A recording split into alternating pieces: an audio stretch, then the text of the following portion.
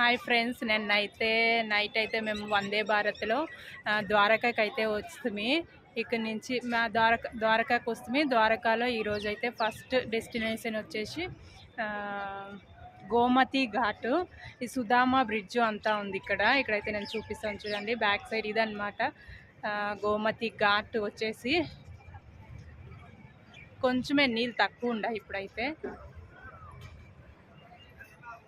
అదనమాట సుధామ బ్రిడ్జ్ అయితే. ఇప్పుడు అది ఓపెన్ లేదు, టెంపరీ క్లోజ్ చేయండారు, ఏమో మెయింటెనెన్స్ ఇట్లా అని చెప్పేసి.